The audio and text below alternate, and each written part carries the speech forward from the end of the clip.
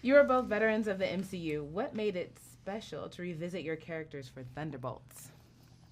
I mean, it's, it's an extraordinary opportunity to play a character. We both played these characters in Black Widow, and we developed this relationship, and we planted these seeds, and then you never know, like, what's going to happen in the future, what Kevin Feige and Lou Esposito have in mind for the future of whatever. So it's just an incredible privilege and opportunity to be asked back and to do this again. And I think we went in, both of us, kind of guns a-blazing, trying to mine this relationship as deeply as we possibly could and to pay off all of the things we set up and to plant seeds for the future of who these people are and how they can affect each other going forward and how they can need each other going forward.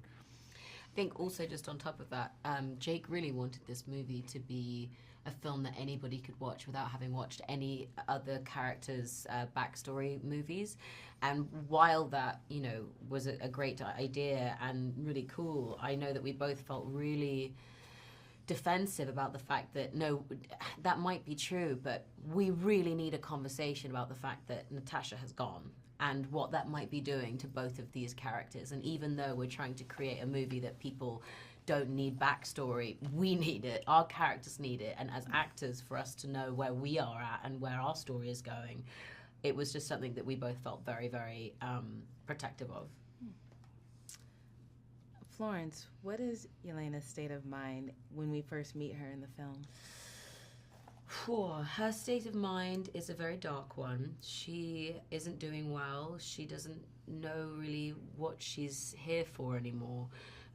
Since the last time we saw her in Hawkeye, she is now fully processing and is dealing with the grief and the loss of her sister. And she doesn't really have much color anymore. She doesn't really know why she's here, and nothing gives her joy. And we kind of see her asking those questions to her dad. After a year of not seeing each other, we see her really trying to fumble and figure out how she can make herself want to wake up in the morning. And it's something that we watch and we all can recognize as someone that needs help. And it's through the movie and through her opening up and her being there for people that she actually begins to feel that love for life again. David, tell us what's happening with Alexei now that some time has passed. From the events of Black Widow, he's sort of on an upswing at the end of that movie, and he is not on an upswing now. He's not in a good place. He has a limo business, which is not thriving. He thought he would come to Washington, D.C., and literally be embraced by the American government as perhaps the next savior of America, and it didn't turn out that way. He's living in a studio apartment with a crappy limo business, barely making ends meet, not talking to his daughter. Though. What? It's a great smoke machine for the real thing. No, he not even talking to his daughter because he is unable to process the guilt around Natasha's death. He's unable to process, what it means to be a dad to her or what he has to offer her. I think he's lying to himself in many different ways and desperately clinging to some former glory. And so that's where we find him. And it's a great place to start because it means that he has a tremendous journey to go on should he choose to accept it. And luckily in this movie he does. What makes this band of heroes relatable? Oh, that they make so many mistakes. And they hate themselves. So much. And they're struggling to work with one another. They don't know how to share. They don't know how to. They don't know how to ask for help. They don't know how to ask for.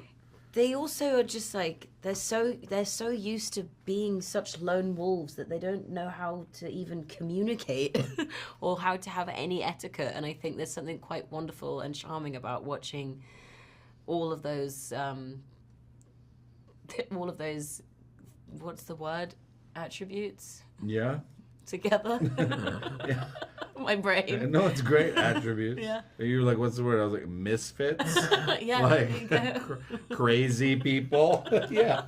Yeah. Watch them try to team up because they do team up despite their willful trying not to, and their willful need to believe that they are unlovable, unforgivable, unworkable in this world, they do wind up coming together.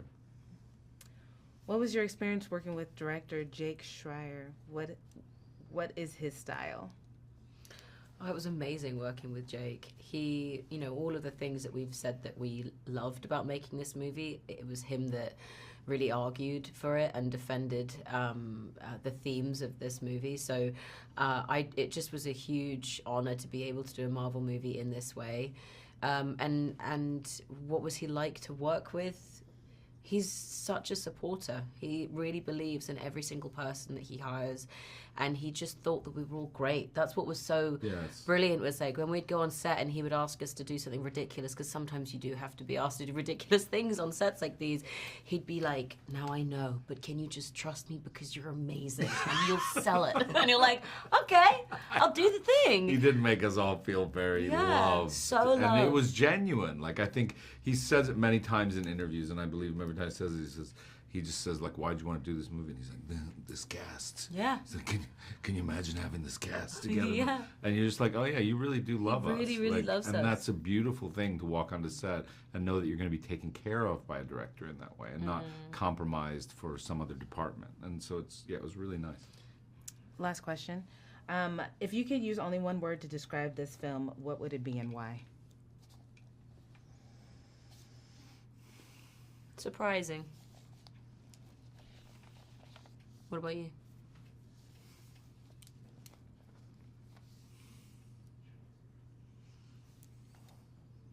The word that comes to mind is like sweet. Surprisingly sweet. Florence Pugh, ladies and gentlemen. I mean, we're going to end on that. Thank you.